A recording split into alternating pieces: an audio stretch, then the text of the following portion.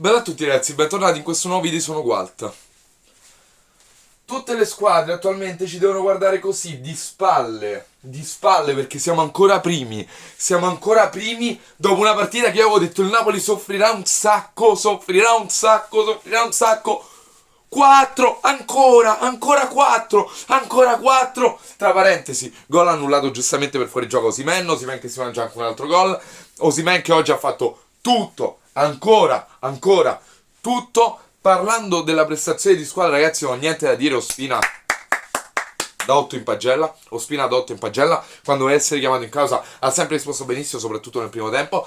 Per quanto riguarda i difensori centrali, mi dispiace che Rachmani si sia fatto male, anche quando è entrato Malasso non ha fatto male. Koulibaly monumentale come sempre. Centrocampisti, Anghissà all'inizio si stava un po' perdendo, ma poi ha fatto il solito partitone. Fabian, anche lui, partita da 8. Zielinski si vede che deve ancora ritornare in forma, si vede che è appena tornato dall'infortunio.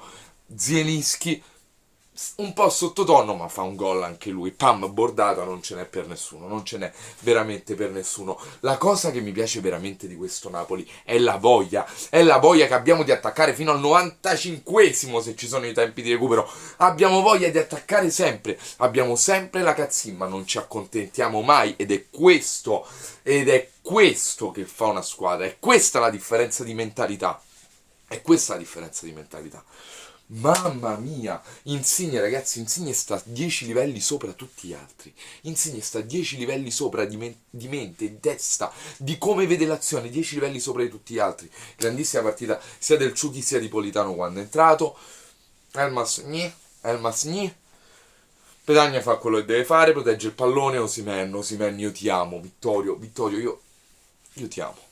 Io ti amo, fate una coppia, tu e Anghissà e mi adottate, ok?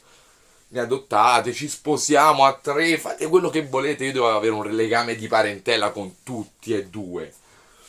La classifica non conta niente, la classifica non conta ancora niente, siamo alla quinta giornata ragazzi, non conta niente. Milan e Inter non hanno perso punti, la Lazio sì, ora vedremo la Roma, ma la classifica non conta ancora niente. Ma intanto dopo 5 partite abbiamo fatto 5 vittorie, il pareggio con l'Eister lì in Europa League, per ora al Napoli posso fare soltanto così, tolgo il cappello, chapeau,